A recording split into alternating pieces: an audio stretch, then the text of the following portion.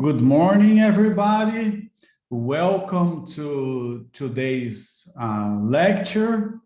So this is a very happy day because we have inorganic chemistry and also it is Friday. So before we start, let me address for everybody here one question that we had from the chat asking about when and where is the exam for this course. So the idea is that our exam will be taken during our last lecture of this period. So the last lecture, I believe it's on December 17th. So that's the day of our exam. And our exam will be taken remotely. So what's going to happen is that we will log in into the lecture. So it's going to be a remote exam, and the exam is going to take place during the lecture time via Zoom. So everybody is going to log in into the lecture, and then I will submit the file of the exam for you guys to solve it remotely wherever you are, and then I will stay logged into the Zoom in case somebody has any questions about the exam. So you guys will have like from 12:15 until 2 o'clock to complete, and then by 2 o'clock you have to submit your responses by email. Okay, is that clear to everybody? Does anybody have any questions?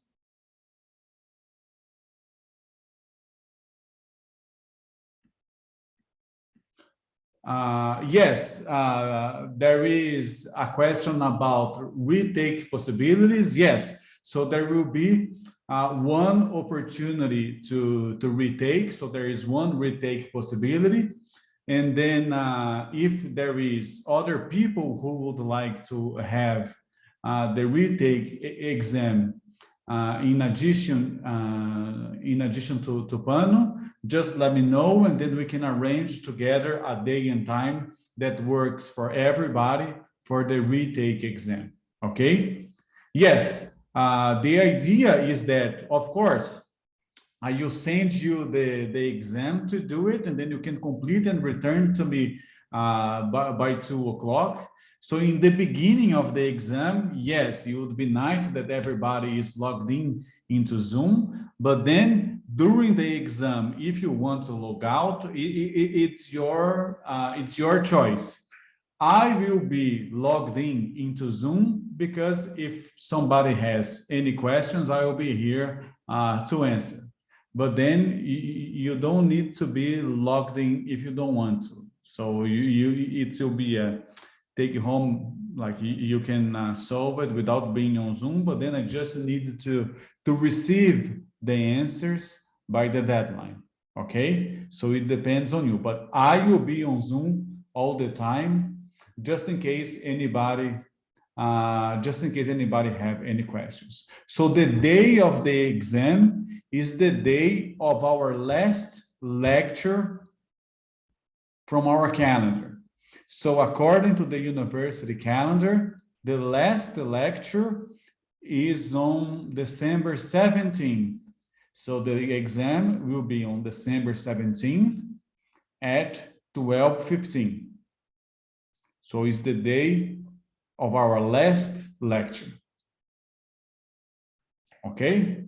Yeah. All right. I'm gonna post this information in Moodle anyways, so that everybody can access and be aware of all these details. Okay. So in the meantime, please feel free to ask me any questions, and if you guys could also let me know in case you need you would like to, you cannot make it during this day and then would like to use the retake possibilities, please let me know as soon as possible. All right, and then I will let you know about more details about the retake also closer to the exam. All right, so this is regarding the exam. And then, of course, for the exam, you guys, it's going to be a take-home exam, so you guys can have access to all the materials from the course. But I highly recommend that you guys prepare and study, because if you guys rely on checking the materials to solve the exam, there will be no time to reply to everything. So the exam, as it's a remote exam, I designed the exam in a way that if you know the content, you'll be able to reply in time. But if you don't know the content and then you have to keep looking for the answers every time too much, then you struggle to finish in time. All right. So yeah, so if you guys have any questions in the meantime, just let me know. And today, we are gonna continue our discussion on solid-state chemistry. So this is our second lecture in this second part of the course that concerns solid-state chemistry. And the idea is that we have today's lecture and the lecture on Monday on solid-state chemistry before we move to the final part of our course, which will be coordination compounds. So the agenda for solid-state chemistry that we started already on Monday is that we will provide, or we will learn, a description of the structure of the solids. We will talk about the structure of metal and alloys. So we covered until here, until this point in the first lecture. So we finished our discussion after we described several structures of metals. And then today we will start talking about alloys. We will also then discuss ionic and covalent framework solids. Then we will provide a discussion on the energetics of ionic bonding, the role of the effects and non-stoichiometry, and we will describe in more detail the electronic structure of the solids. So we have seen that we can have a variety of solids, and they differ among each other based on the building blocks that makes the solid material and the bonds in which the elements that form that solid forms with each other. So the bonds among these building blocks.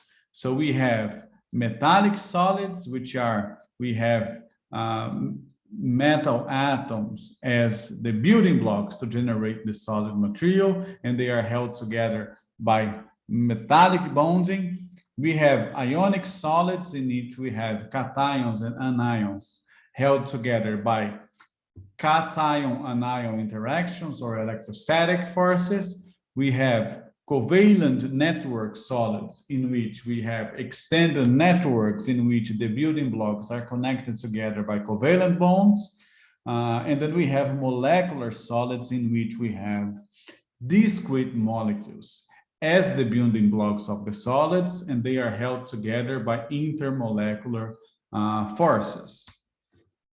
All right, so we started last time the discussion on the structure of the solids, and then we described that the arrangement of atoms or ions in simple solid structures can be often represented by different arrangements of hard spheres. And then we saw that we can have a crystalline solid in which the atoms or elements are arranged in an orderly repeating pattern, while for amorphous solids, we don't have order. So we just have random distribution of the atoms or elements that comprise the solid.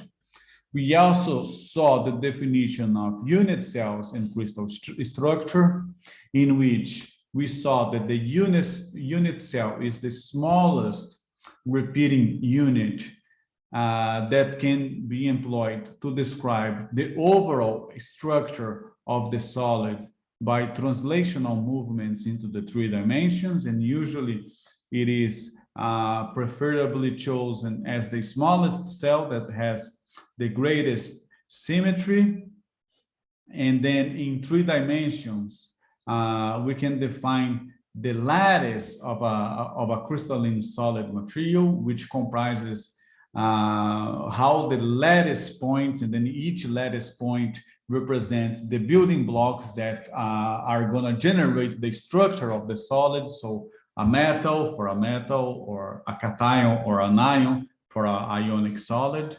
So this lattice, or this structure in 3 dimensions, then is defined by 3 lattice vectors, A, B, and C, that define a unit cell that is a parallelepiped.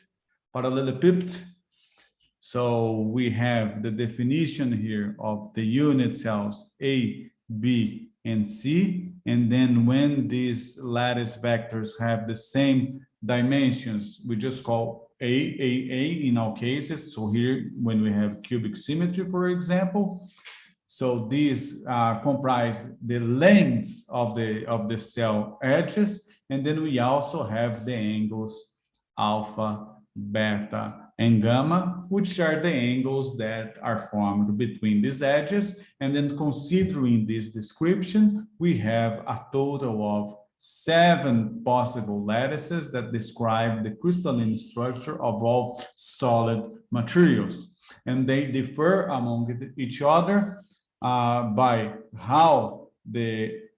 by the relationship between the edge lengths and the angles with each other. And here in this direction, as we move from the cubic system to the triclinic system, we go into the direction of lowering the symmetry of the system. Therefore, we can have, for example, as a building block, a metal atom.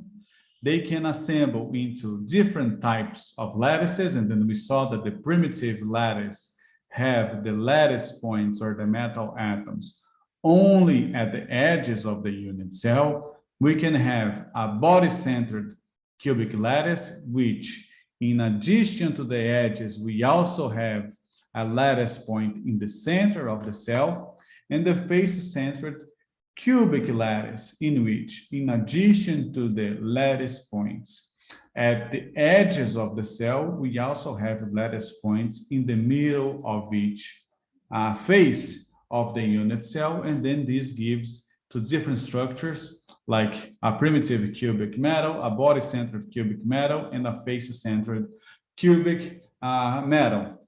And then we also described how the structure of these metal structures can be considered by the construction or by the packing of hard spheres in the 3-dimensional space. And then we saw that we can describe these structures by arrangements in which we have the most effective packing into 3 dimensions. So we considered, in order to understand these structures, we used an approach in which we start with a single layer of the best packing possible for hard spheres, which is this arrangement in which each sphere has 6 neighbors. So we consider a single layer of an arrangement that is closed packed. So closed packing here means most as efficient as possible packing.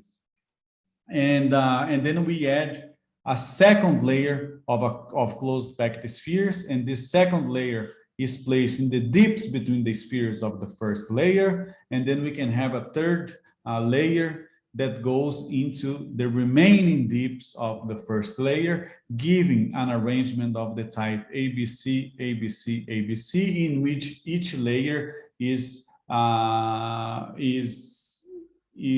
displaced relative to each other, and this gives rise to an arrangement in which we have a coordination number of 12, and this gives rise to a cubic closed packing.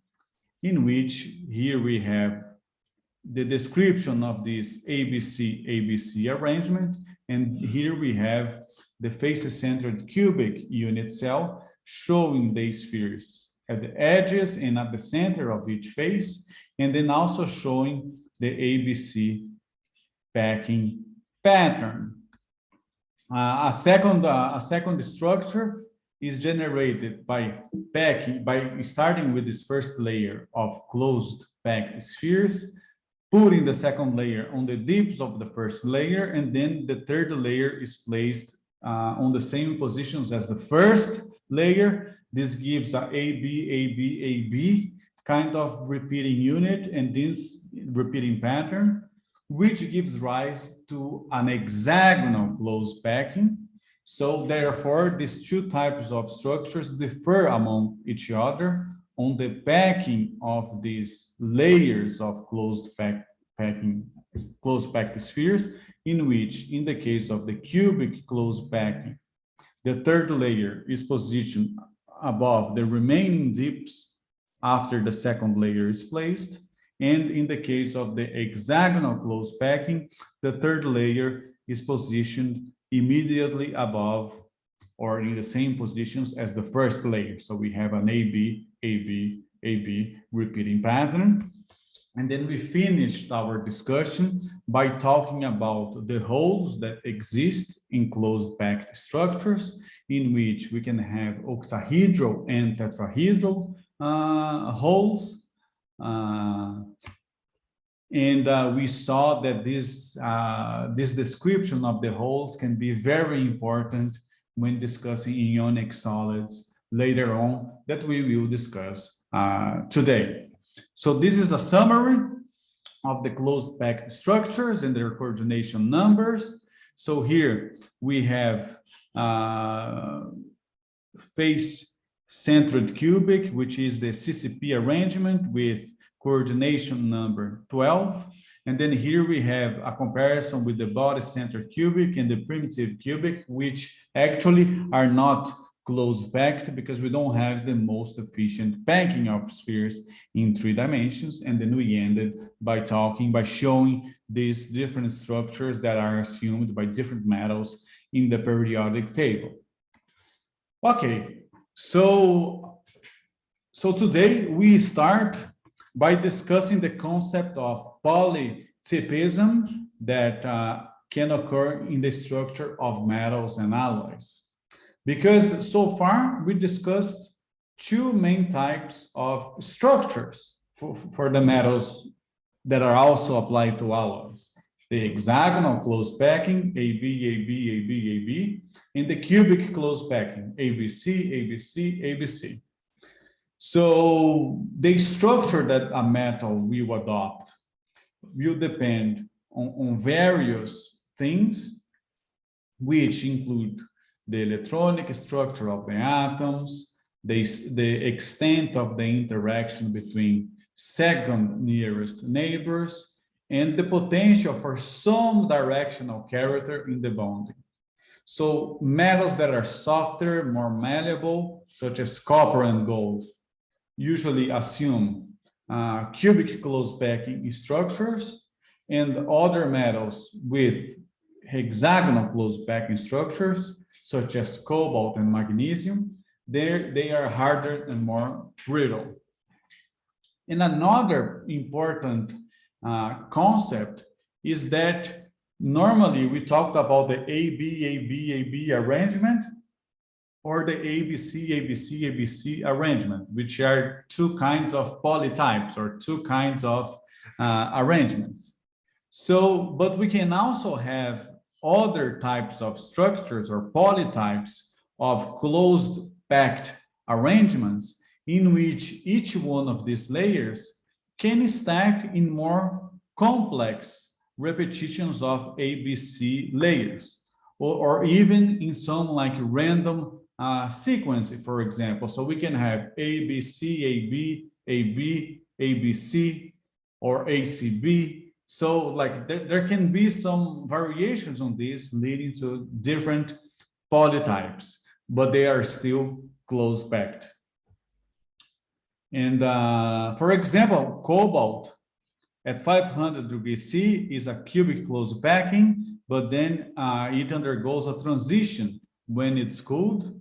And the structure of cobalt when it's cooled then results like it's almost a random sequence of layers.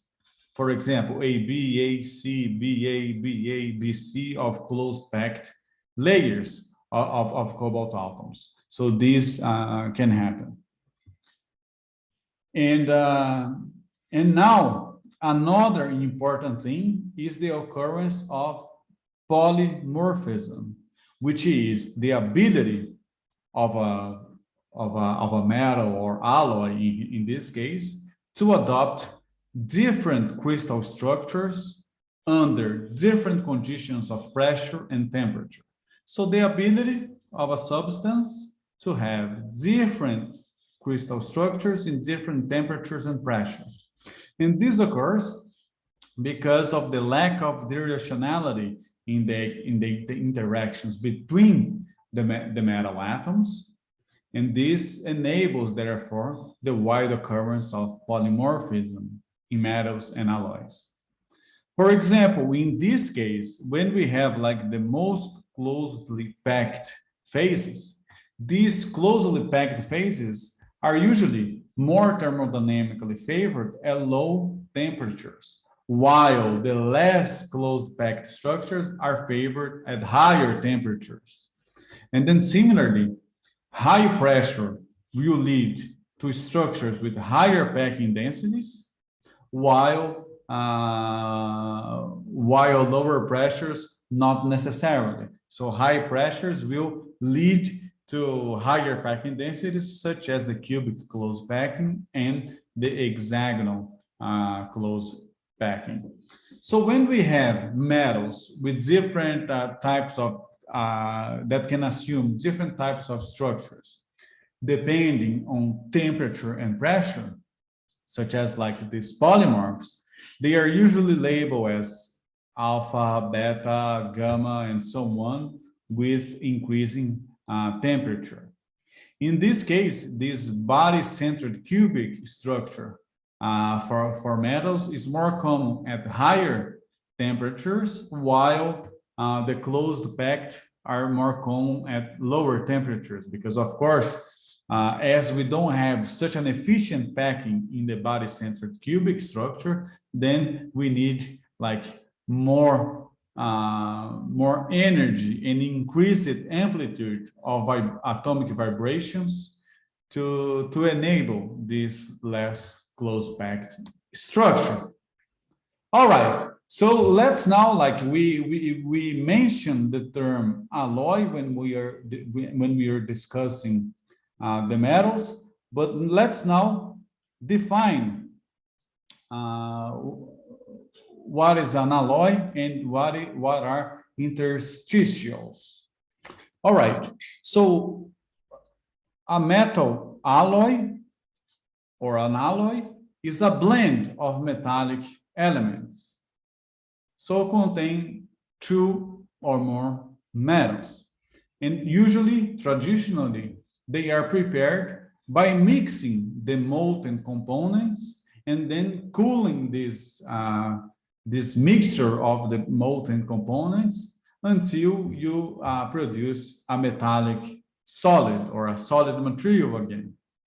And then these alloys can be homogeneous solid solutions. So when we say homogeneous solid solutions, this means that the atoms of one metal are distributed randomly among the atoms of the other metal, in the case that we have an alloy consisting of two metals. So a solid solution in a homogeneous solid solution, the two metals are like one of the metals is distributed randomly relative to the other metal in the structure. Alternatively, we can have these alloys having a very definite composition and a very definite internal structure instead of this random distribution. Because of this, the majority of these simple alloys, they can be classified either as substitutional alloy or as an interstitial alloy. So a substitutional solid solution, for example, is a solution, so we can have this alloy be regarded also as a solution in which the atom, but a solid solution, so a solution in the solid phase, in which the atom that is less concentrated in the alloy is called or is regarded as a solute, and the atom that has a higher concentration is the solvent. So a substitutional solid solution is a solution in which the atoms of the solute metal replace some of the parent pure metal atoms in the structure. So we have that some of the atoms or the atoms of the metal that it's in a lower concentration in the solid, this atom replaces the original atom or the original metal atom in the structure. So we have the substitution, the replacement of one metal by another. So in fact, the alloys can be classified into four different categories that we will talk about. So these substitutional alloys, the interstitial alloys, the heterogeneous alloys, and the intermetallic compounds. So both the substitutional and interstitial alloys, they are homogeneous mixtures, which means that both metals or the components of the alloy are dispersed randomly and uniformly among the structure. And then these solids that forms from, therefore, this homogeneous mixture of different elements, we can approach them as solutions as well, so they are often called solid solutions, as I mentioned. So when the atoms of the metal in lower concentration in this alloy, so atoms of the solute in a solid solution, when they replace the original metal, or when they occupy positions that are normally occupied by the solvent atom, then we have a substitutional alloy. So the solute atom replaces the solvent atom in the structure. In another scenario, the solute atom, instead of replacing the original atom in the structure, actually, this solute atom can occupy the interstitial positions in the structure, which are the holes that we saw on last lecture between the solvent atoms. So here, the solute atoms occupy the vacancies in the structure, or the holes that are formed among the close backing of the spheres. So the solute atoms occupy the interstitial positions or holes between the solvent atoms. In this case, we have interstitial alloy. So this is an example of a substitutional alloy, in which here we have the solute atom, and here we have the solvent atom in the structure.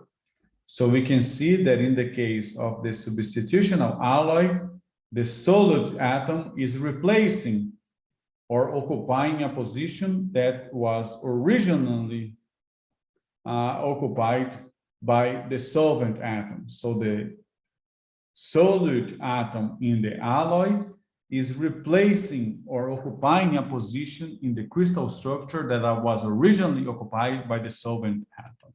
And some classic examples of alloys are brass,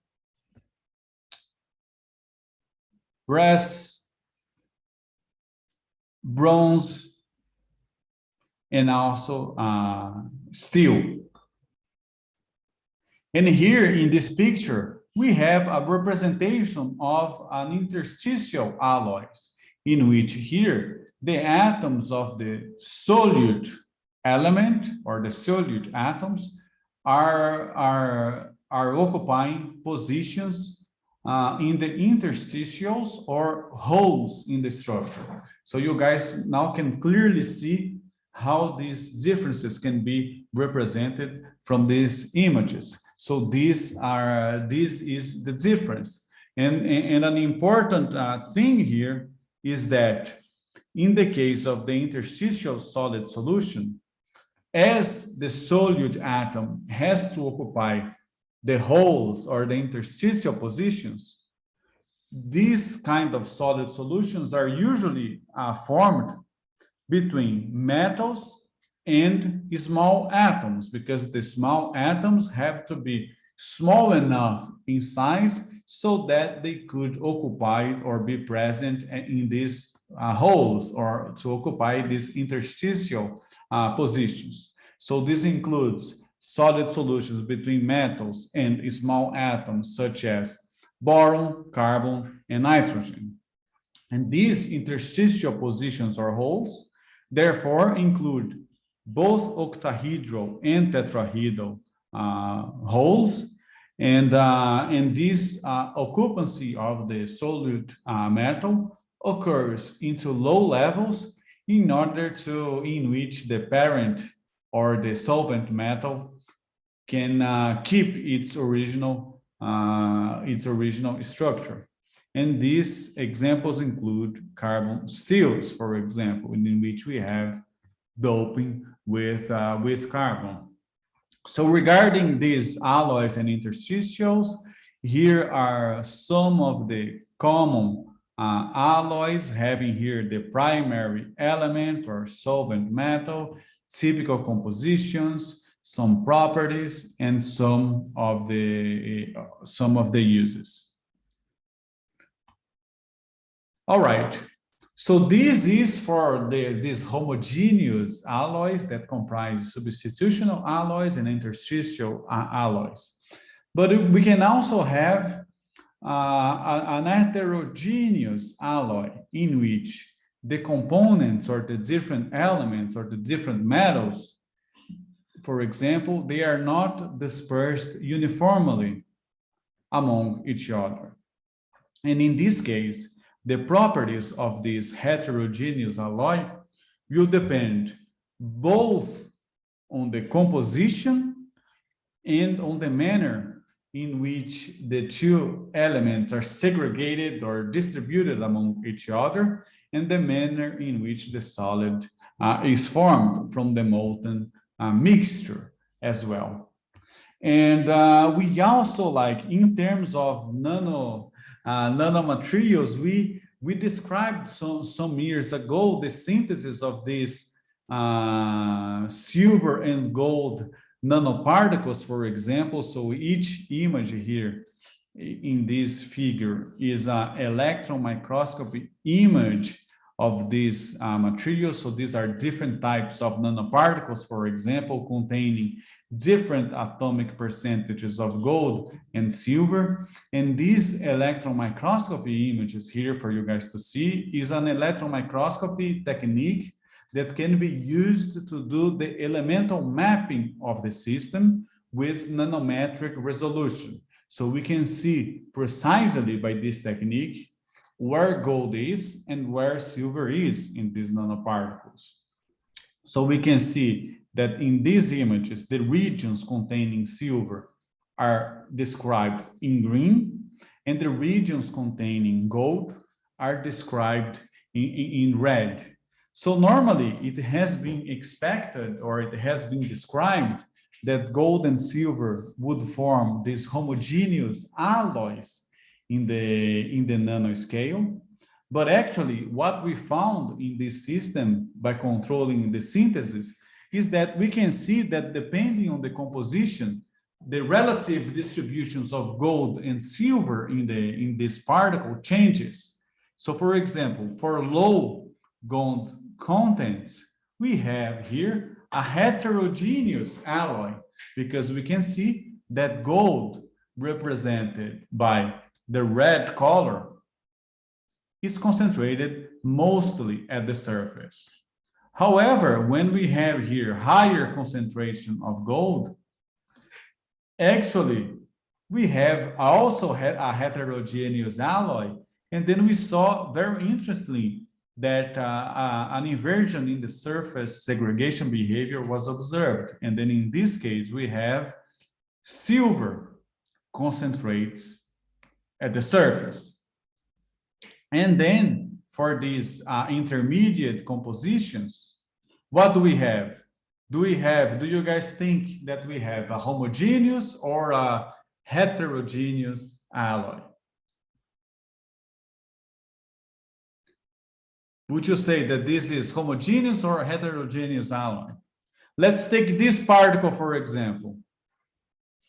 If this was an exam question, and I ask, would you say this is homogeneous or heterogeneous alloy, and why?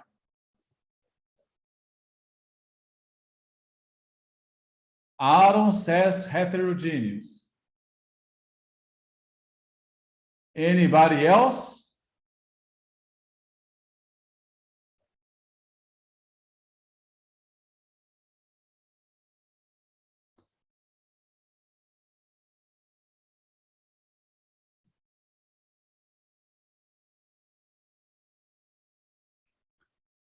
Well, like the heterogeneous, in the case of the homogeneous alloy, the two metals would be like uniformly and randomly distributed among each other, right?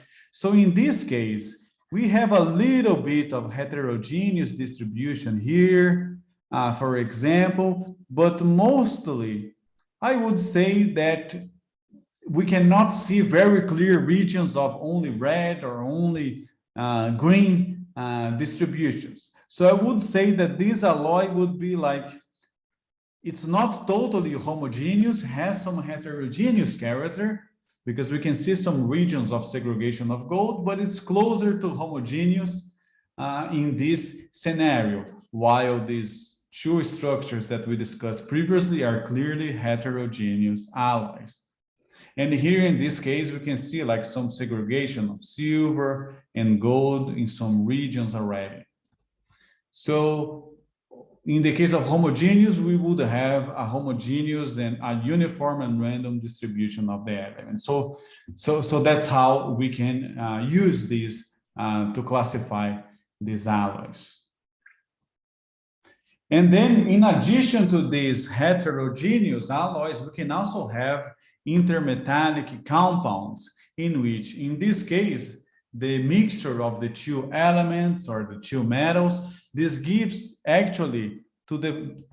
rise actually to the formation of compounds rather than just a mixture of the elements.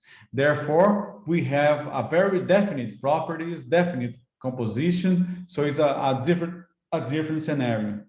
And then in this case, the different types of atoms in this intermetallic compound, they will be ordered then and not randomly distributed.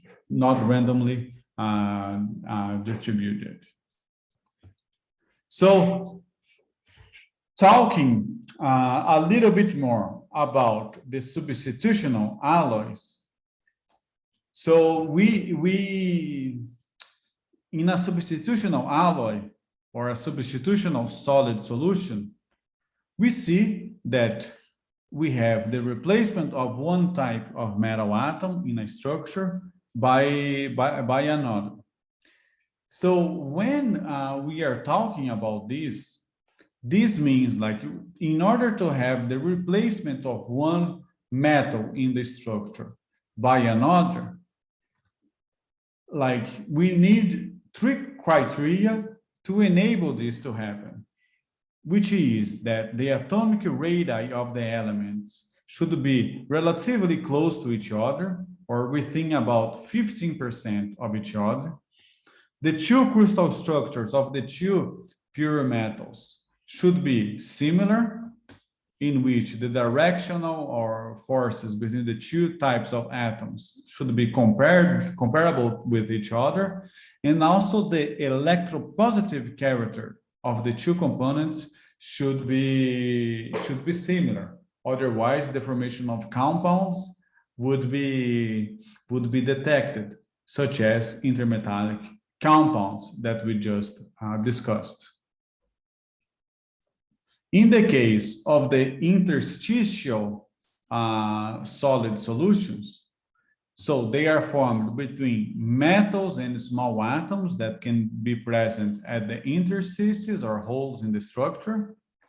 And in this case, the small atoms enter the host solid and occupies the holes, preserving their original crystal structure. And there is no transfer of electrons or formation of ionic species. So there is either a simple whole number ratio of metal and interstitial atoms, such as in tungsten carbide, or the small atoms are therefore distributed randomly in the available spaces or the holes. And then these former substances, they are true compounds, so they are intermetallic compounds, and these later ones can be considered as these interstitial solid solutions or non-stoichiometric compounds or non-stoichiometric solids.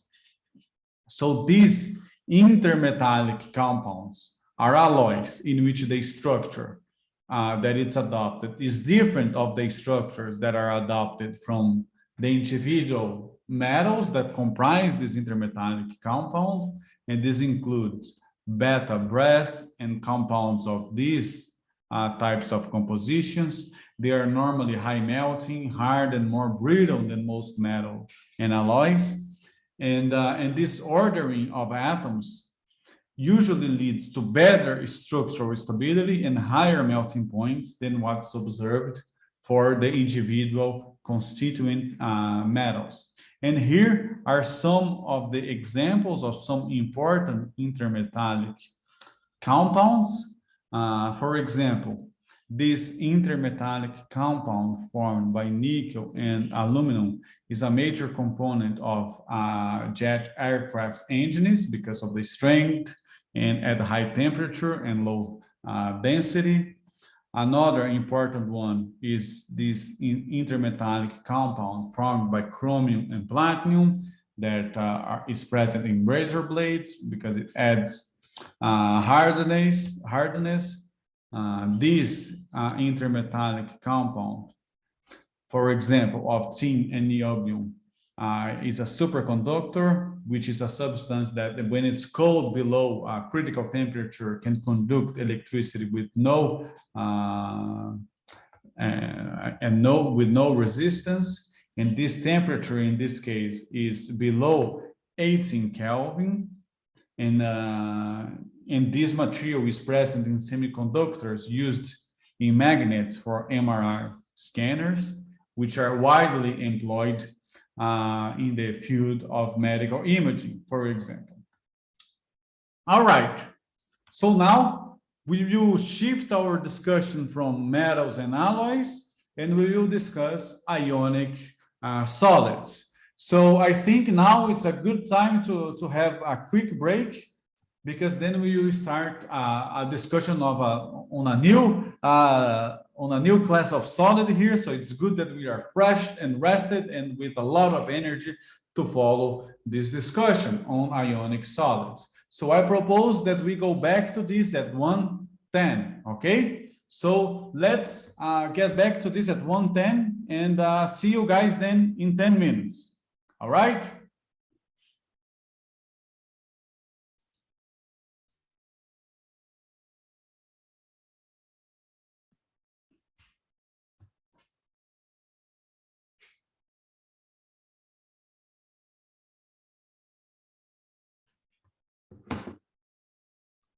Hello, everybody. Welcome back from the break.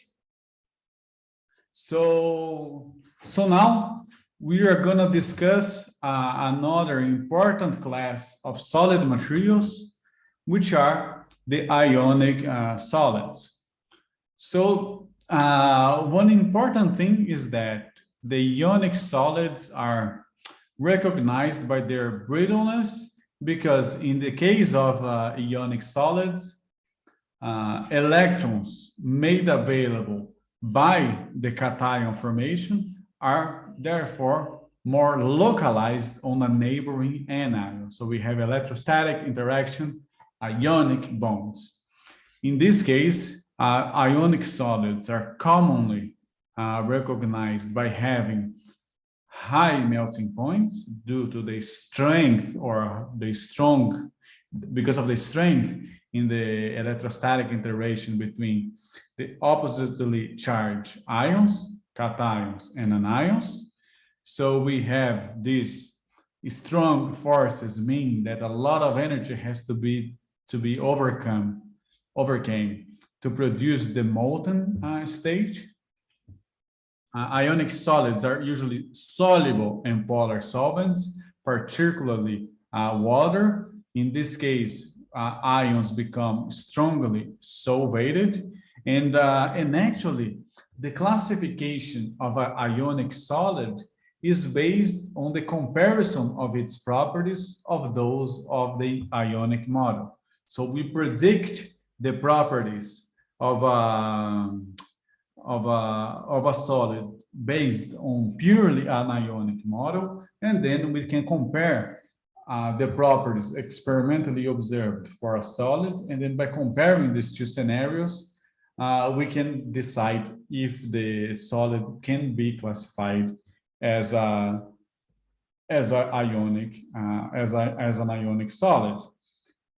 And in this ionic model that is employed to describe the formation of ionic solid, so we treat the ionic solid as an assembly of positively charged hard spheres. So we still use the model based on the utilization of hard spheres to describe the atoms that comprise the solid, but in this case, the solid is regarded as being formed via the assembly of positively charged hard spheres or hard spheres with opposite charges that therefore interact primarily by non-directional electrostatic forces or Coulombic forces.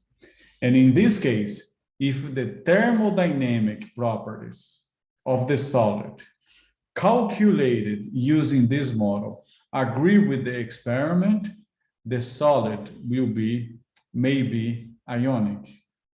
The non-directional nature of these electrostatic interactions between ions and anions and cations in ionic solids is different relative to a covalent solid, in which we have very directional forces. And then we have the assumption, so we also use this model of packing of hard spheres. So we assume that the ions can be treated as perfect hard spheres. And then we describe the structure based on the packing of hard spheres of different sizes, because here we have cations and anions usually larger, cations usually smaller.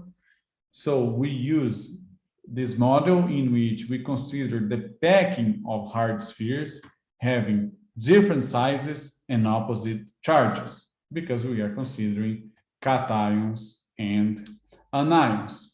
So let's describe some of the ionic structures, or some of the common ionic structures. So let's start with binary phases, which contain two types of one type of cation and one type of anion. So the simplest ionic compounds contain just one type of cation, here represented as A, and one type of anion, here represented by X, in various ratios, such as 1:1 or 1:2, for example.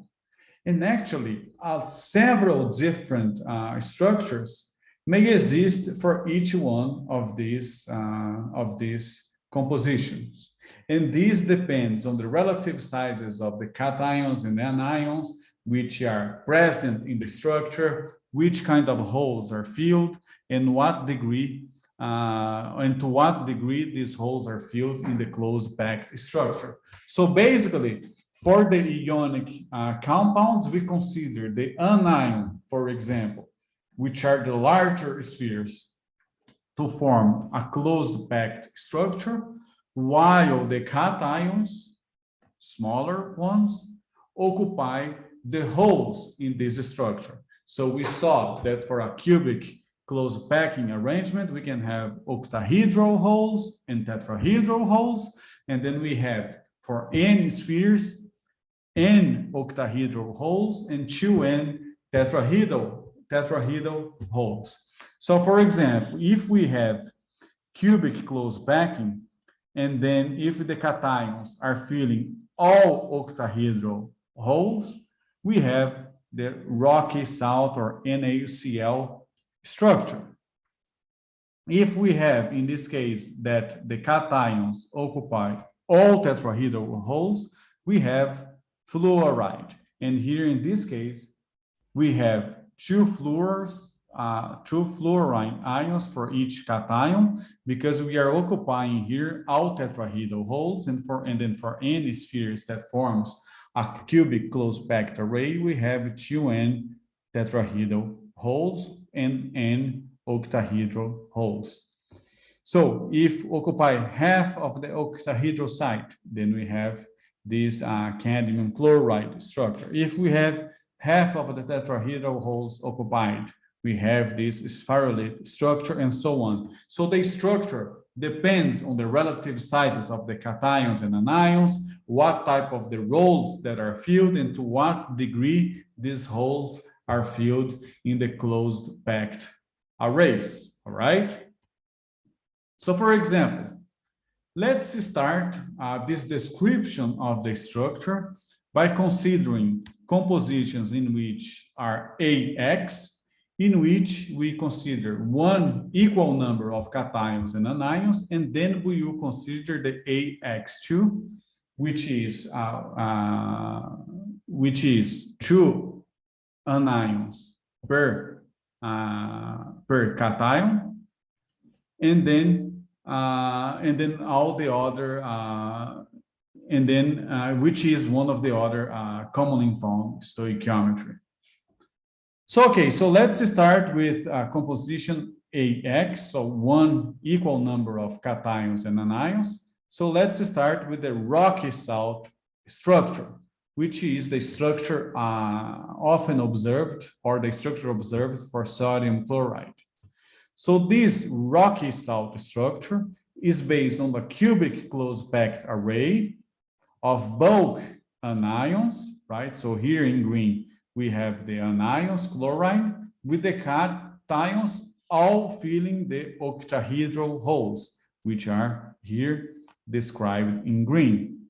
So here, or in yellow, I'm sorry. So in yellow, we have the cations. So here we are illustrating the 6 coordinated octahedral geometry around each sodium plus cation, because it's occupying an octahedral hole.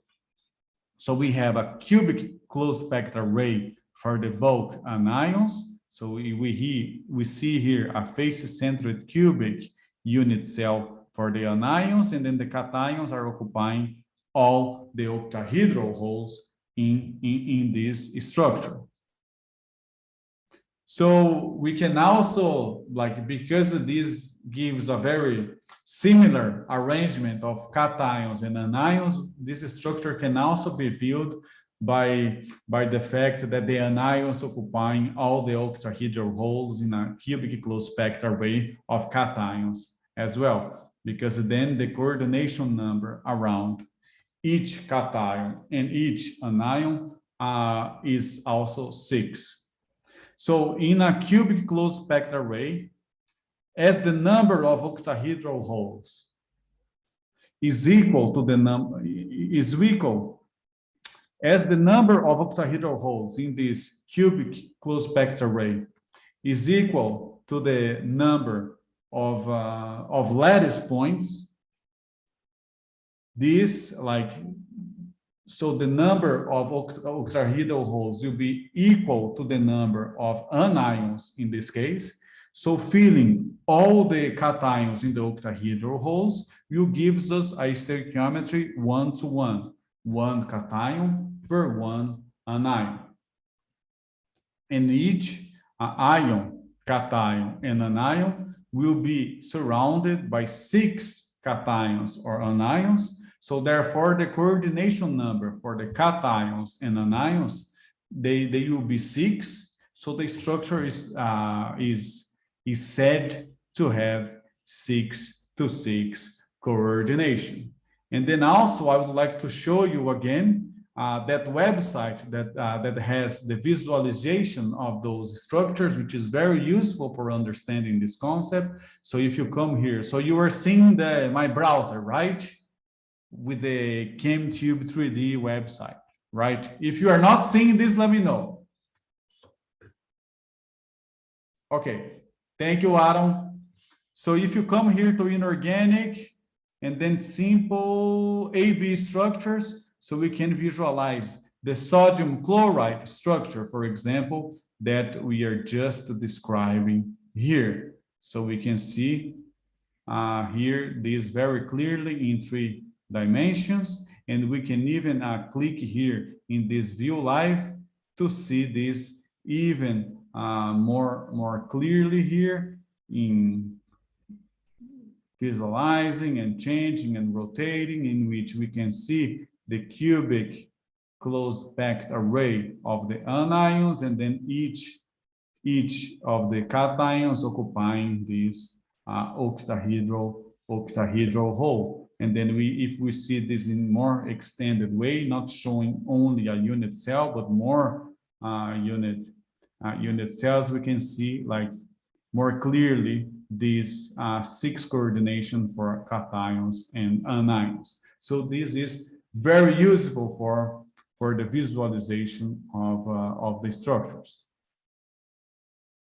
Another important structure, which is less common than the rock salt structure for these compounds having AS stoichiometry, is the structure of the cesium chloride, which is observed for this system. So this is the unit cell here, all right? So we have, and then here we have the projection representation of this unit cell. So we can observe that here we have a primitive cubic unit cell in which each corner is occupied by an anion, and then a cation is occupying the cubic hole at the cell center. But this also can be viewed the opposite way, as because of the symmetry. So like it can be also seen as a cubic unit cell in which cations occupy the corners, and then the anion is at the center of this cell, as represented here in this structure. And an alternative view of this structure is like can be described as having 2 penetrating primitive cubic cells, one primitive cubic cell of cesium and one primitive cubic cell of chlorine. So here we have the coordination number for both cations and anions corresponds to 8. So this structure is described as having 8-to-8 coordination.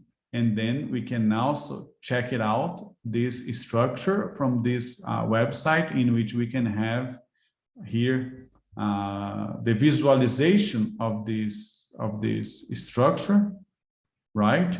And then we can also have the live view here, in which we can see very clearly this unit cell, in which we have here represented the cations as a primitive cell. So at the corners, or at the edges, I'm sorry, of the cell, and then the anion at the center, having a coordination number of 8. Okay. And then in a more extended way, we can have this structure showing several unit cells. So here we have the representation of a single unit cell, and then here several unit cells stacked together to generate the solid material. All right.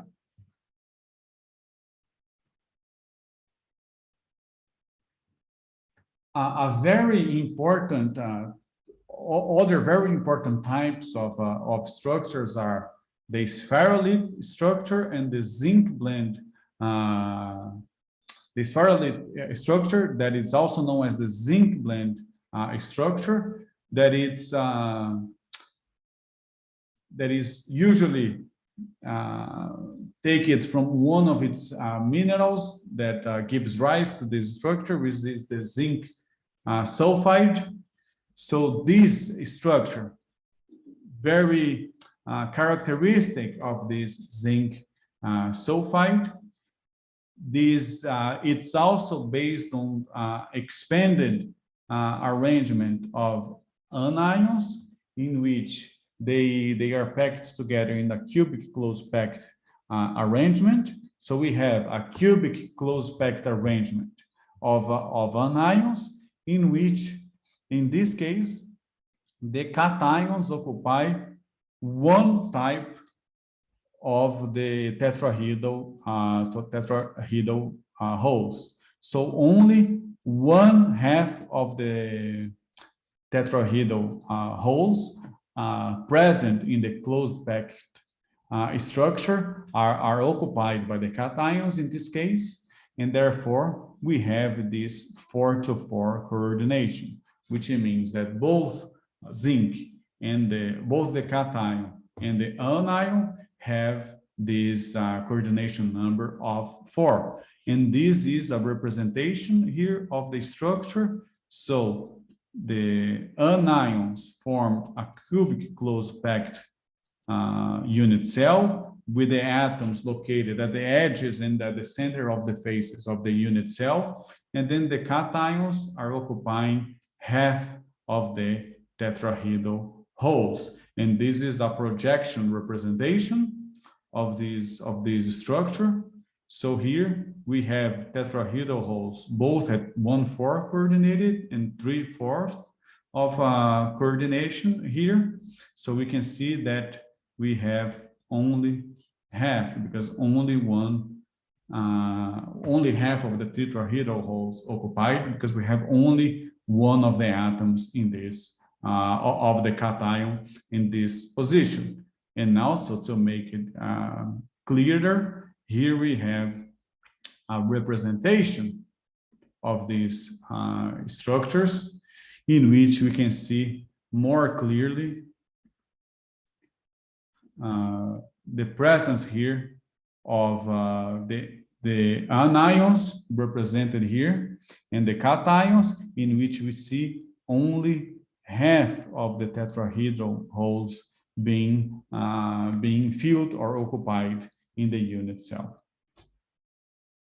And then also we can have this representation showing like several unit cells, not only one, so that we can see a better picture of how this repeats itself along the 3-dimensional space. So I highly recommend that you guys check out this website and check out these crystalline structures, because this is a great help on the understanding and visualization of this structure. So there's a lot of material available to help with these visualizations. Another important structure also observed for the zinc sulfide, which is therefore a polymorph of zinc sulfide, is the Wurtzit structure that also occurs naturally as a mineral. So it's different from the zinc blende or sphalerite structure, in which, in this case, this structure is based or derived from an expanded array of anions that are arranged in an hexagonal closed packing instead of a cubic closed packing. So while for the sphalerite or zinc blende, we have a cubic closed packed array of anions, here in the Wurtzit, we have the anions organized in an hexagonal closed packing. And in this case, as also observed for the sphalerite, the cations here also occupy half of the tetrahedral holes, giving a 4-to-4 coordination for cation and anions. So here we have a representation of the hexagonal closed packing unit cell with the cations occupying half of the tetrahedral holes. And then here we have the projection representation. And we also have the representations here that we can observe from this in this very useful and nice website, in which we can clearly see here the hexagonal closed packing structure with the unit cell represented here, and only half of the tetrahedral holes being filled. And then here we have a more expanded view of various unit cells showing the solid material. All right. So going further, another classical structure for ionic solids is the nickel arsenide structure, which is also based on an expanded, distorted hexagonal closed packing array of anions. In this case, so we have hexagonal closed packing of anions in which the cations, the nickel, occupy the octahedral holes. So the nickel atoms now occupy the octahedral holes, and each anion, therefore, lies at the center of a trigonal prism of nickel atoms. So this structure is also adopted by nickel sulfide, iron sulfide, and a number of other sulfides. And here we have the representation of this unit cell, and then the projection representation. And then you guys can see that it can start to get more and more complicated to visualize these structures. So we also have here a representation of this structure. We also have a HCP unit cell here, and then in this case the octahedral holes are being filled. So I highly recommend you guys to check it out, like other images and other models and simulations, to clearly visualize these structures and understand these concepts, because just looking from the slide, it might not be so clear. And this type of structure, this nickel arsenide structure, is typical of these compounds having one cation and one anion, in which the ions are polarizable, so they are easily distorted. Their electron density is easily distorted by a neighboring charge. So they are formed from elements with smaller electronegative differences than elements that as ions will occupy the rock salt structure. All right, so now these were for the AX, or only one cation and only one anion. So now we can go to the AX2 structure types, in which we have 2 anions per cation. So one of the common structures is the fluorite structure that takes its name from the natural occurring mineral fluorite, which is the calcium fluorite. So in this case, we can describe this, this structure as having the cations, or calcium 2+ ions, lying in an expanded cubic close-packed array of spheres, and then the fluorine ions occupying all the tetrahedral holes. In this description, we say that the cations are close-packed because the fluorine anions are very small, and then we have an 8-to-4 coordination, in which is consistent with being like twice as many anions as cations, because therefore in this structure, all the cations are present in lattice points that described that is described in a cubic close-packed array, and all the fluorine ions occupy all the tetrahedral holes. So there are 2n tetrahedral holes for n spheres in a cubic that forms the lattice points in a cubic close-packing arrangement. So that's why, therefore, we have 8-to-4 coordination. And then here, we also have a description of this structure. So this is how this structure looks like, showing several of these unit cells, right? And then we also have a better, more clear description here by taking a look at a single unit cell, in which we can observe the cations here forming a cubic close-packed arrangement, and here all the fluorine ions occupying now all the tetrahedral holes in the structure. So this structure is also very nice because it enables us to visualize where all the tetrahedral holes are. So this is very useful. So we see clearly where all the tetrahedral holes are. So if we compare this with the zinc blend, for example, then we have only half of the tetrahedral holes occupied. So this atom would be absent, and then this atom would be absent as well. So here we see where all the tetrahedral holes are in the structure. All right. A variation of this fluorite structure is the anti-fluorite structure, in which this, as the name implies, we have anti-fluorite structure because we have an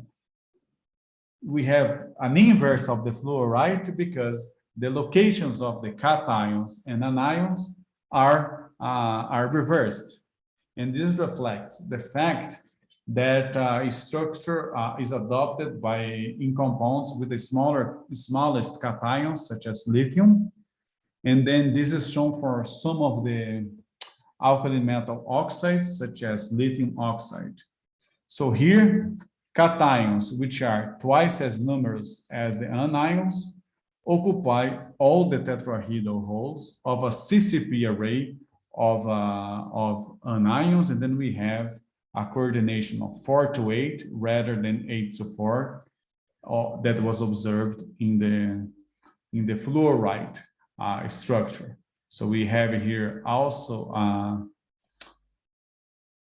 let me see if we have an example of the anti-fluorite. Yes, we have here an example of the anti-fluorite structure for sodium oxide, for example, in which we have all the cations occupying all the tetrahedral holes in a cubic close-packed array of the anions, which are the oxygen atoms in this case.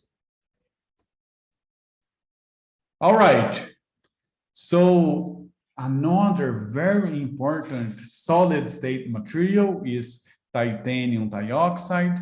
Titanium dioxide has been widely being employed by the scientific community in several applications that include photocatalysis, antibacterial coatings, pigments. So this material is like one of the most researched and important materials in solid-state chemistry because it's cheap, is abundant, and has excellent properties. So in photocatalysis, the photocatalytic material that is mostly widely employed for applications such as environmental remediation, the development of solar cells, and other types of photovoltaic cells and other types of devices. So this is a very important material in terms of material science and also nanoscience. So it's like in terms of research, we can say that titanium dioxide is one of the kings of material science. And one of the important structures of titanium dioxide is the rutile structure that takes its name from rutile, which is the mineral form of the titanium oxide. And this structure can also be considered as an example of filling of the holes in an arrangement of anions in which the anions are organized in a hexagonal close packing array. So anions, so we consider filling the holes in a hexagonal close packing of anions. So in this case, the cations occupy only half of octahedral holes in the structure. And there is a considerably buckling of the closed packed anion layers. So each titanium atom is surrounded by 6 oxygen atoms, and even though these titanium oxygen distances are not identical. Okay, so this, and then in addition, like each oxygen atom in the structure is surrounded by 3 titanium 4+ ions, and therefore this structure has a 6:3 coordination. And the principal ore of tin, the cassiterite, also has this rutile structure and also a lot of metal defluorides. So we can also visualize this structure more easily by taking a look at these interactive models. So we have this HCP arrangement of the anions with the cations in half of the octahedral holes,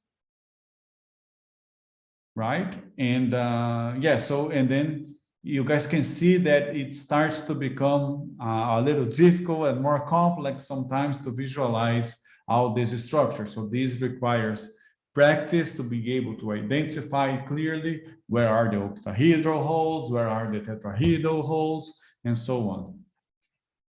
All right, another structure is the cadmium iodine structure, in which we have octahedral holes between every other pair of layers of anions in a HCP pattern.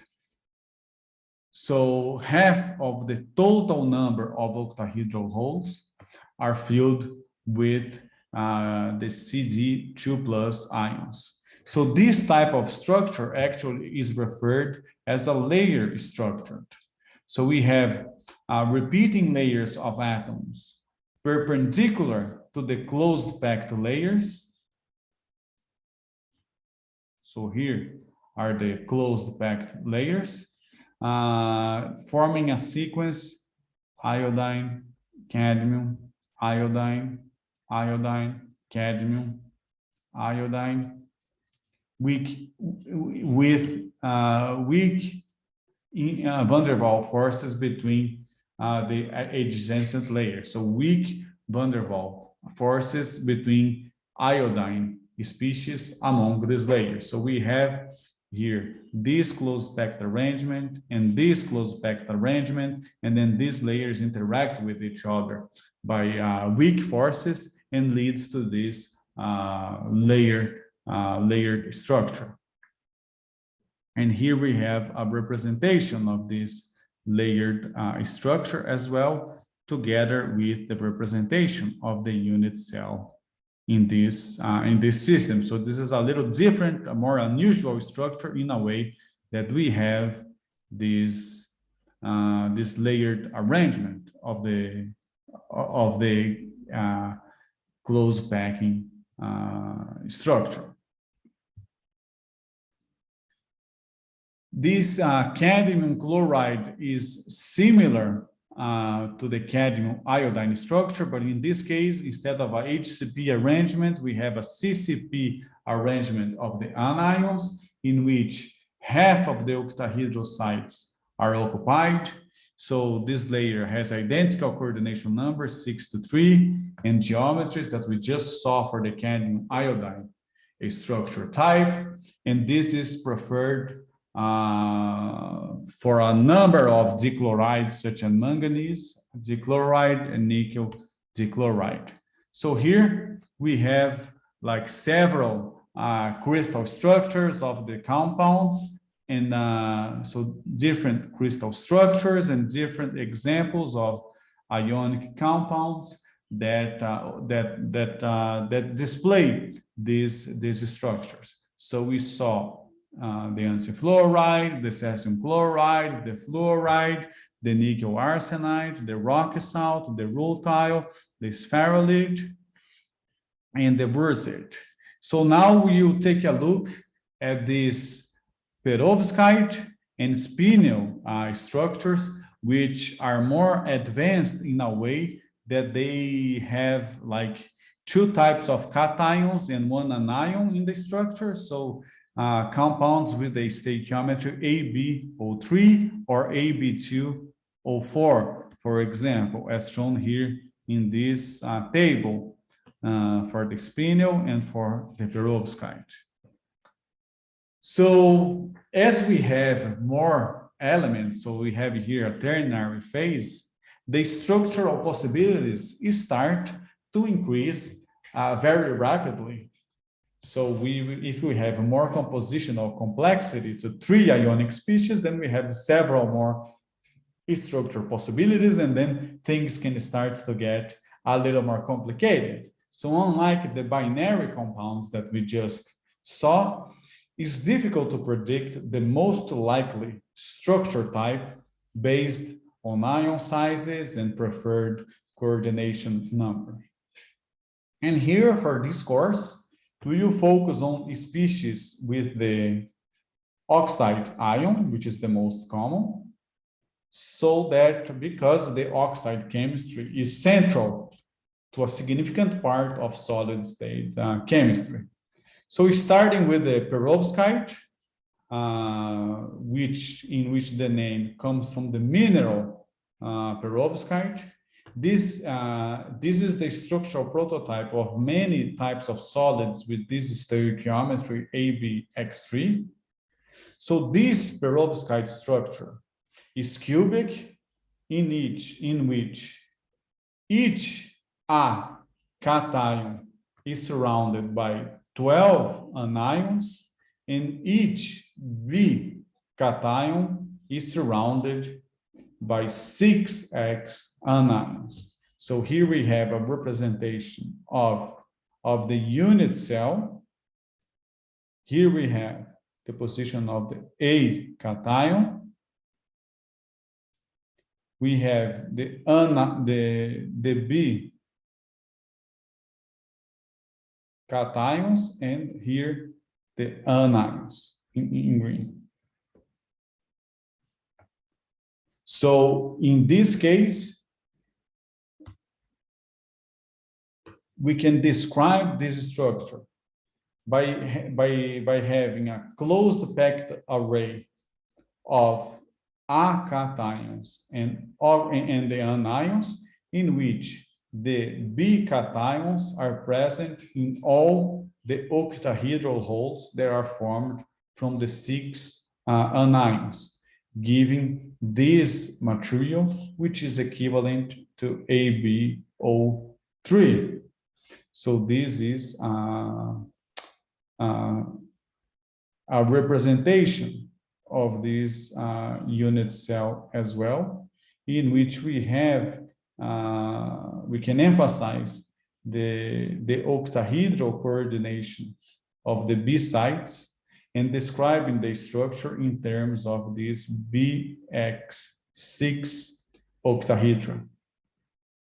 Okay, so this is the type of the structure. So we have a closed packed array of A cations, but here is only shown one, and the oxygen anions with the B cations in all the octahedral holes that are formed from the 6 oxygen ions or the anions.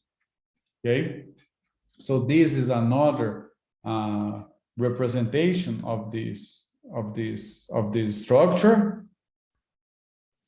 So here we have the representation of the unit cell and how this unit cell is present in the solid by using the representation of this polyhedra to describe the material.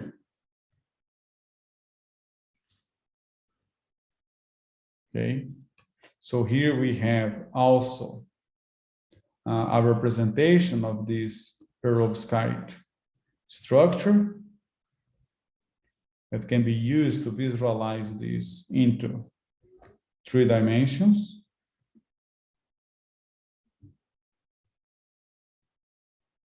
And interestingly, these type of solids or materials having this perovskite structure are being intensively researched in the field of solar cells, in which the term perovskite solar cells has been coined. And these materials are currently at the forefront of solar technology, and they are the fastest advancing knowledge and technology in terms of solar cells. And these materials are very interesting because they have the potential for achieving higher efficiencies for solar to electricity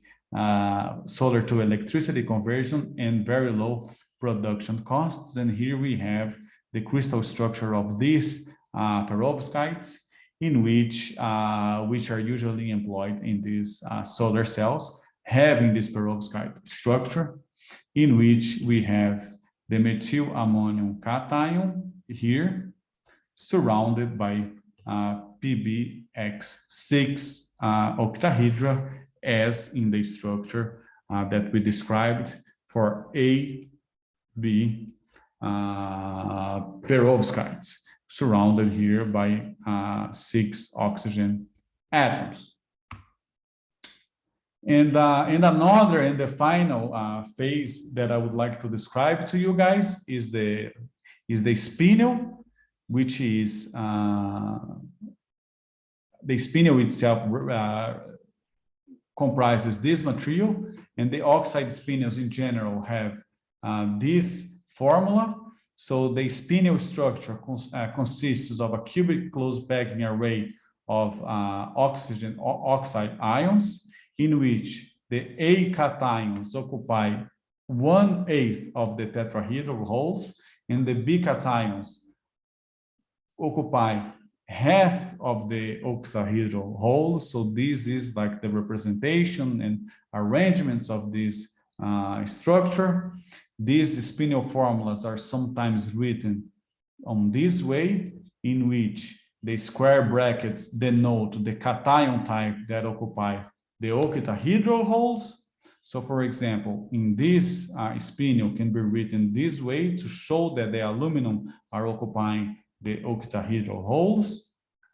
And then there are several examples of spinel structures of ternary oxides with these types of stoichiometry, and also some binary compounds such as magnetite, cobalt oxide, and manganese oxide, because in these structures, the A and B sites are the same elements, but in different oxidation states. Actually, for the manganese oxide, we have this structure in which the manganese 3+ ions are occupying the octahedral holes.